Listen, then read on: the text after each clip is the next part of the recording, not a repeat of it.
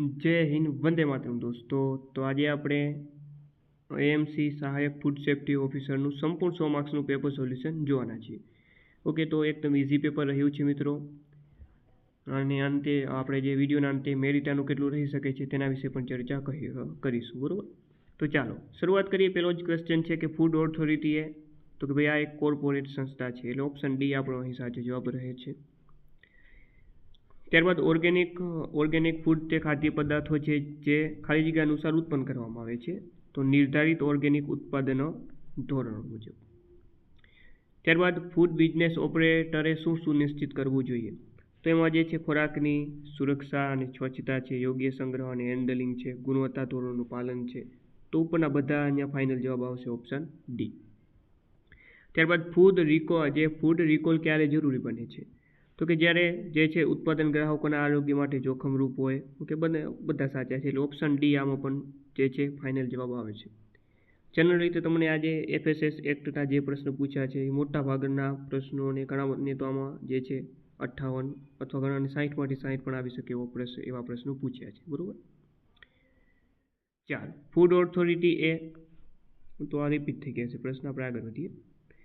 ચાલો, food safety and standard એક્ટના અમલીકરણ માટે કયા અધિકારીઓ જવાબદાર છે, તો જવાબ આવે ફૂડ ઓથોરિટી અને રાજ્ય ફૂડ સેફ્ટી ઓથોરિટી. ત્યારબાદ આ અધિનિયમ હેઠળ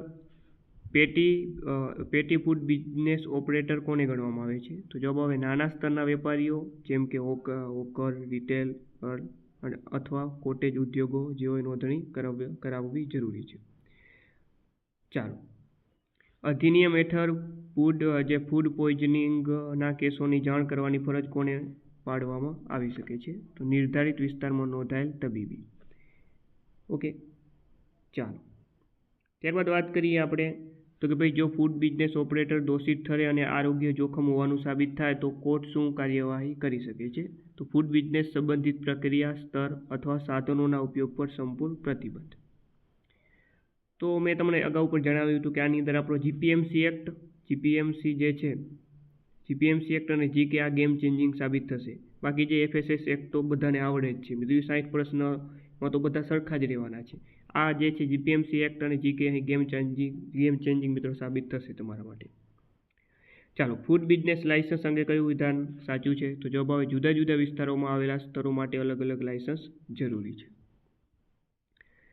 નીચેનામાંથી કયું કાર્ય ડિઝિગ્નેટેડ ઓફિસરનું નથી, તો જવાબ આવે સુરક્ષા ચકાસણી માટે સીધા ખાદ્ય પદાર્થોનું ઉત્પાદન કરવું.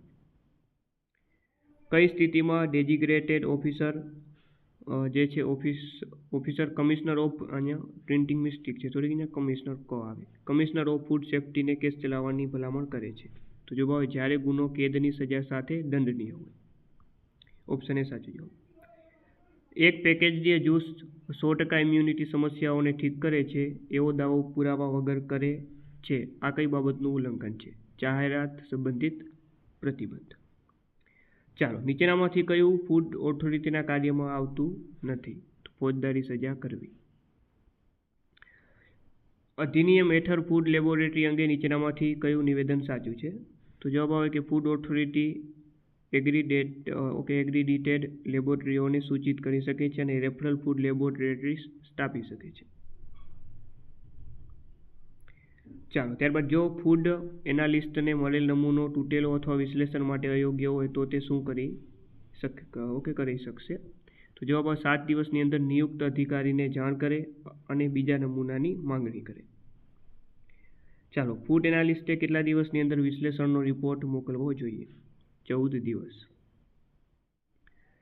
ફૂડ સેફ્ટી ઓફિસર નમૂનો લે ત્યારે તેને સામાન્ય રીતે કેટલા ભાગોમાં વહેંચવો જોઈએ, 4 ભાગ. ઓકે, આપણે પીડીએફમાંથી મિત્રો મોટા ભાગના પ્રશ્નો ફક્ત 10 મોક ટેસ્ટ તમે કરી લીધી હોય તો પણ આમાં તમને 70-80 પ્રશ્નો, તેમાંથી ફક્ત 1000 પ્રશ્નોમાંથી જ 70-80 પ્રશ્નો બેઠા જોવા મળશે. ચાલો, જો કોઈ વ્યક્તિ નમૂનામાં સહી અથવા અંગૂઠાનું નિશાન આપવા ઇનકાર કરે તો ફૂડ સેફ્ટી ઓફિસર શું કરશે, સાક્ષીઓ બોલાવી તેમની સહી અંગૂઠાનો નિશાન લેશે. ત્યારબાદ વાત કરીએ, જો ફૂડ એનાલિસ્ટ અને એક્રેડિટેડ લેબોરેટરીના રિપોર્ટમાં તફાવત હોય તો શું થાય, તો નમૂનો રેફરલ લેબોરેટરીમાં મોકલવામાં આવે છે અને તેનો નિર્ણય અંતિમ હોય છે. લાગે છે કે આ જે છે એઆઈમાંથી પેપર બનાવવામાં આવેલું છે, બરાબર. મોટાભાગના જે મોટા જવાબ આપી દીધા છે. નમૂનો લીધા પછી ફૂડ સેફ્ટી ઓફિસરે તેને ફૂડ એનાલિસ્ટને ક્યારે મોકલવો જોઈએ? તો તરત જ આગામી કામકાજના દિવસે. નીચેનામાંથી કઈ ક્રિયાઓ ખાદ્ય પદાર્થને વેચાણ અથવા ઉપયોગમાં પહેલાં જાણીને કરવામાં આવે છે તો તેને આરોગ્ય માટે હાનિકારક બનાવી શકે? તો જવાબ ઉપરના તમામ. ખરીદનાર દ્વારા માંગવામાં આવેલ ગુણવત્તા, સ્વરૂપ અથવા ઘટક મુજબ ન હોવા છતાં ખાદ્ય પદાર્થ વેચવા બદલ મહત્તમ દંડ છે 5 લાખ. ત્યારબાદ બાહ્ય અશુદ્ધ પદાર્થ ધરાવતા ખાદ્ય પદાર્થના ઉત્પાદન, સંગ્રહ, વેચાણ અને એના વિતરણ ઉપર 1 લાખનો દંડ થઈ શકે છે. ચાલો, ત્યારબાદ માન્ય લાયસન્સ વગર ખાદ્ય વ્યવસાય લદાવવા બદલ જે છે મિત્રો 6 મહિના સુધીનો કેદ અને 5 લાખ જે છે દંડ થઈ શકે છે, બરોબર. આમાં જરા એક જોઈ લેજો. ચાલો, આ કાયદા હેઠળ કંપની દ્વારા કરાયેલા ગુનાઓ અંગે નીચેનામાંથી કયું નિવેદન સાચું છે? તો ઓપ્શન સી આમાં જે છે મિત્રો સાચો જવાબ રહેશે. ચાલો આગળ વાત કરીએ આપણે. ભારતમાં ખોરાકની સુરક્ષા માટે કયું સત્તાધિકાર જવાબદાર છે? તો એ છે food safety and standard authority of India. અસુરક્ષિત ખોરાક શું છે? તો આરોગ્ય માટે હાનિકારક ખોરાક. એકદમ બેઝિક પ્રશ્ન તમે જોઈ શકો છો પૂછ્યા છે. ખોરાક ખાદ્ય સુરક્ષાના જે છે ખાદ્ય સુરક્ષાના શું અર્થ છે? તો ખોરાક તેનો ઉપયોગ મુજબ માનવ ઉપભોગ માટે યોગ્ય છે. ચાલો, ત્યારબાદ છે કન્ટેમિનન્ટનો અર્થ શું છે? તો જવાબ આવે ખોરાકમાં રહેલો એવો પદાર્થ જે ઉત્પાદન અથવા પર્યાવરણથી આવે છે. ફૂડ એનાલિસ્ટની નિમણૂક કયા સેક્શન હેઠળ કરવામાં આવે છે? કલમ 45 હેઠળ. ફૂડ લેબલિંગનો હેતુ શું છે? ખોરાક વિશે સાચીથી માહિતી આપવા. ત્યારબાદ વાત કરીએ તો વૈજ્ઞાનિક પેનલમાં કોણ સામેલ છે? નિષ્ણાતો. ચાલો, ફસાઈમાં 22 સભ્યોમાંથી મહિલાઓ કેટલી હોય? તો કે ભાઈ 1/3 મહિલાઓ હોય. ત્યારબાદ વાત કરીએ તો ભાઈ કેન્દ્રીય સલાહકાર સમિતિનું કાર્ય શું છે? તો ફૂડ ઓથોરિટી અને અમલીકરણ એજન્સીઓ વચ્ચે સહકાર સુનિશ્ચિત કરવાનું. ચાલો, જ્યારે વૈજ્ઞાનિક અનિશ્ચિતતા હોવા છતાં આરોગ્ય પર નુકસાનીની શક્યતા હોય ત્યારે શું કરવું? તાત્કાલિક જોખમ વ્યવસ્થાપન પગલાં લેવા.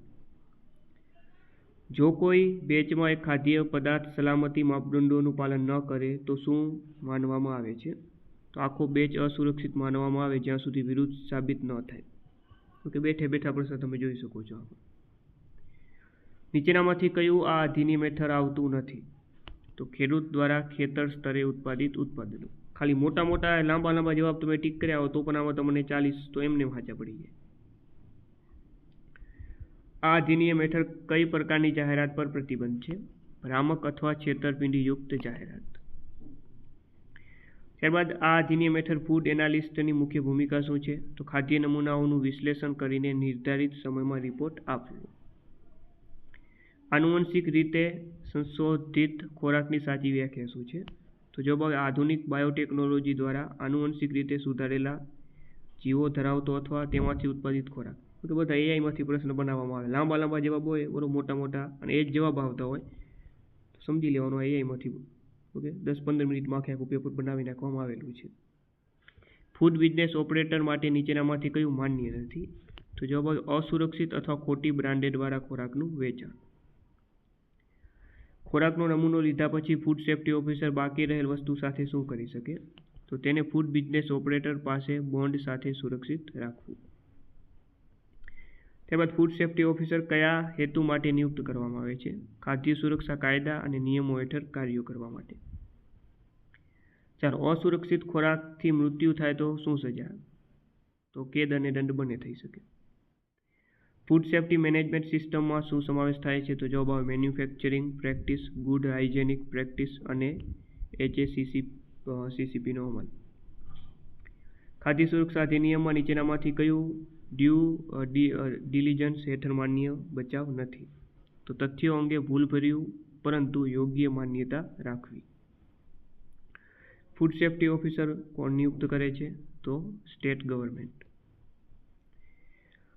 ભેળસેળ કરેલ પદાર્થ વેચવા માટે શું છે દંડ? તો એમાં દંડ થઈ શકે. ઓકે, ફક્ત દંડની જોગવાઈ કરવામાં આવેલી છે. Food safety and standard act કયા વર્ષે અમલમાં આવ્યો? 2006.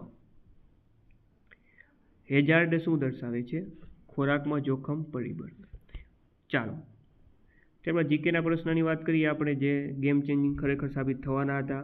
પૃથ્વીના વાતાવરણના કયા સ્તરમાં ઓઝોન સ્તર આવેલું છે? તો જવાબ આવે સમતાપ આવરણમાં. ત્યારબાદ CRI SPR જે છે CAS9 ટેકનોલોજી મુખ્યત્વે નીચે પૈકી કોની સાથે સંકળાયેલી છે? જનીન ઉત્પાદન સાથે, ઓકે, જનીન સંપાદન સાથે આ સંકળાયેલ છે. ભારતના પ્રથમ મુખ્ય ચૂંટણી કમિશનર હતા સુકુમાર સેન, હાલમાં છે જ્ઞાનેશ કુમાર. સંયુક્ત રાષ્ટ્રીય પર્યાવરણ કાર્યક્રમનું હેડક્વાર્ટર આવેલું છે નેરોબી ખાતે. ત્યારબાદ ઔદ્યોગિક ક્રાંતિની શરૂઆત બ્રિટનથી થઈ હતી, ઓકે, બ્રિટન, ઇંગ્લેન્ડથી. ડિસ્કવરી ઓફ ઇન્ડિયા કોના દ્વારા લખાયેલ છે? જવાહરલાલ નહેરુ દ્વારા. ત્યારબાદ બ્રિક્સમાં મૂળરૂપે બ્રાઝિલ, ઓકે, B એટલે બ્રાઝિલ, R એટલે રશિયા, I એટલે ઇન્ડિયા, C એટલે ચીન અને S એટલે સાઉથ આફ્રિકા. ત્યારબાદ જે વાત કરીએ તો એડજ્યુડિકેટિંગ ઓફિસર માટે લઘુત્તમ પદ કયું જરૂરી છે? તો એ છે એડિશનલ જિલ્લા મેજિસ્ટ્રેટ. ત્યારબાદ છે એડજ્યુડિકેટિંગ ઓફિસરની સમક્ષ કાર્યવાહી કેવી ગણાય છે? ન્યાયિક કાર્યવાહી. ચાલો, ફૂડ સેફ્ટી એપેલેટ ટ્રિબ્યુનલ કોણ સ્થાપિત કરી શકે છે? તો કેન્દ્ર અથવા તો રાજ્ય સરકાર. ત્યારબાદ પ્રેસાઇડિંગ ઓફિસર તરીકે કોણ નિયુક્ત થઈ શકે છે? જે વ્યક્તિ જિલ્લા ન્યાયાધીશ છે અથવા તો રહી ચૂક્યા છે. ટ્રિબ્યુનલ કયા સિદ્ધાંત હેઠળ કામ કરે છે? કુદરતી ન્યાયનો સિદ્ધાંત. નીચેનામાંથી કઈ ટ્રિબ્યુનલની સત્તા છે? વ્યક્તિઓને બોલાવવા. ત્યારબાદ સ્પેશિયલ કોર્ટ કઈ વ્યક્તિની મંજૂરી સાથે રચાય છે? હાઈકોર્ટના મુખ્ય ન્યાયાધીશ. ફૂડ ઓથોરિટીના ઓડિટ અંગે નીચેનામાંથી કયું વિધાન ખોટું છે? તો જવાબ આવે ઓડિટ દર વર્ષે કેન્દ્ર સરકારને મોકલવામાં આવે. આ જે છે મિત્રો ખોટું રહેશે. ફૂડ ઓથોરિટીની ગ્રાન્ટ કઈ પ્રક્રિયા પછી આપવામાં આવે છે? યોગ્ય અનુમોદન. આ અધિનિયમ હેઠળ નીચેમાંથી કયું દરેક સંસદના ગૃહ સમક્ષ રજૂ કરવું જરૂરી છે? નિયમો અને નિયમાવલીઓ બંને.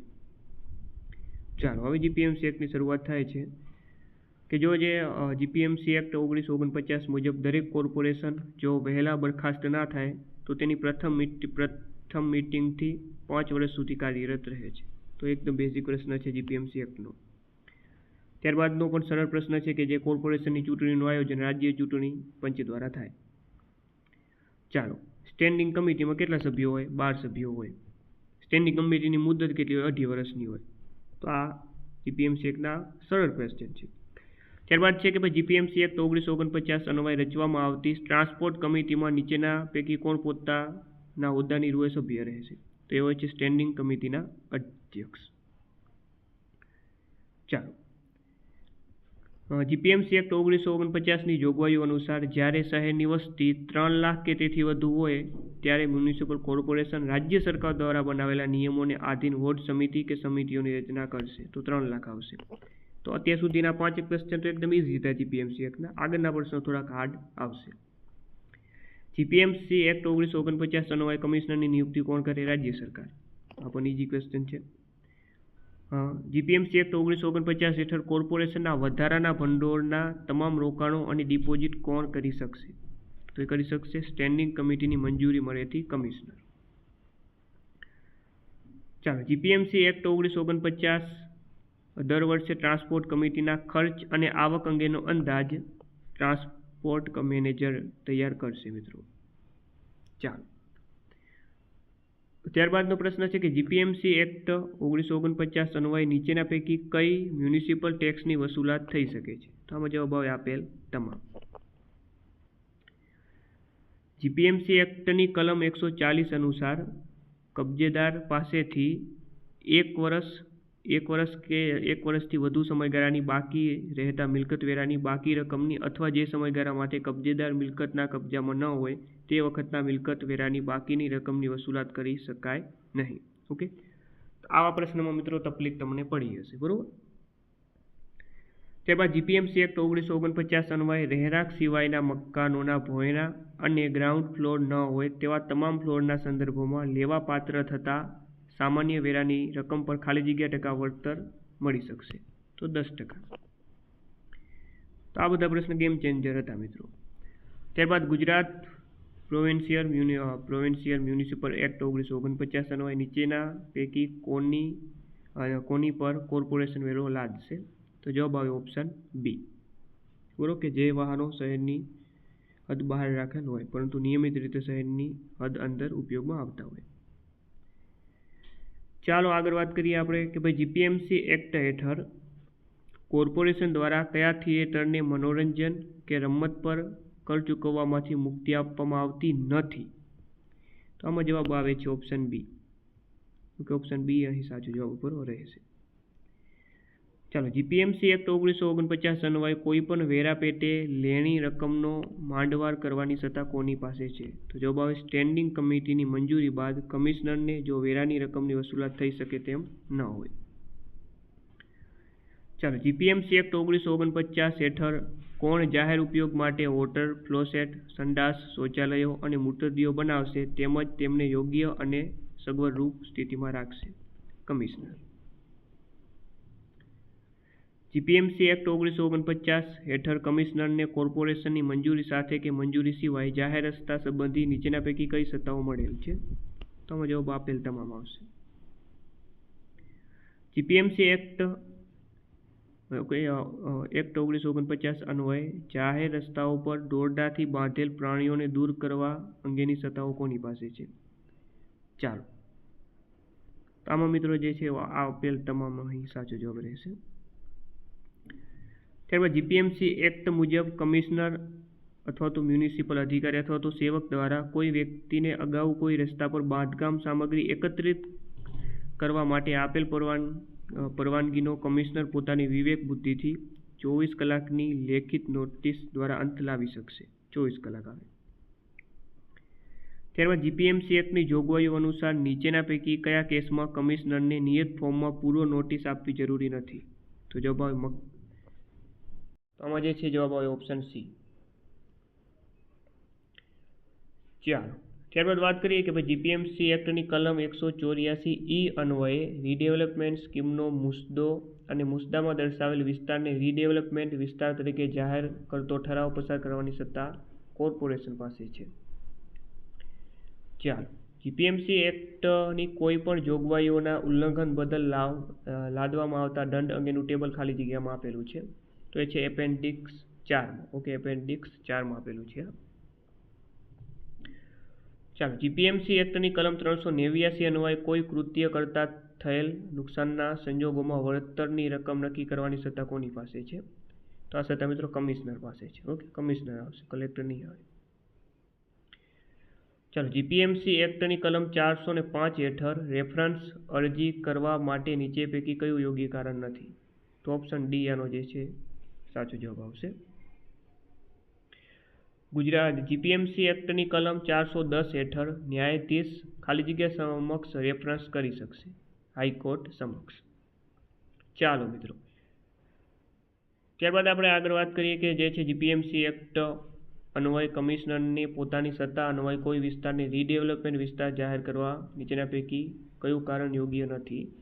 તો જવાબ આવે કે ભાઈ મેટ્રો શહેરની જોગવાઈઓ પરિપૂર્ણ કરવા માટે નવા પ્રોજેક્ટનો વિકાસ કરવો જરૂરી હોય.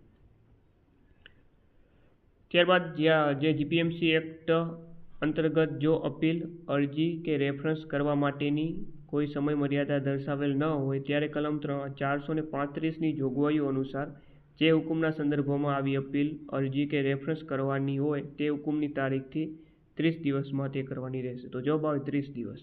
બરોબર. તો આ પ્રશ્નો જે છે થોડાક અઘરા કહી શકાય છે. જીપીએમસી એક્ટના કયા પ્રકરણમાં વેરા સિવાયના મ્યુનિસિપલ વેરાની વસૂલાત અંગેની જોગવાઈ છે? તો એ છે પ્રકરણ 27. ત્યારબાદ જીપીએમસી એક્ટ હેઠળ શહેરમાં કે મ્યુનિસિપલ કતલખાનામાં ખાટકી તરીકેનો વેપાર કરવા અંગેનું લાયસન્સ કોણ આપશે? કમિશનર. ચાલો, ત્યારબાદ 97મા નંબરના ક્વેશ્ચનમાં 6 માસ સાચો જવાબ આવશે. કઈ સંસ્થા વર્લ્ડ ઇકોનોમિક આઉટલુક રિપોર્ટ પ્રકાશિત કરે છે? તો એ છે IMF.